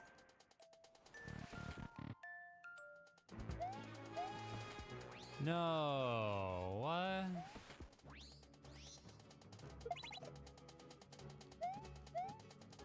But you can't go back. How do you get through there to the checkpoint? No! That chain chomp. Whoa. Dude, the thwomp is so What's weird. up, Rocky?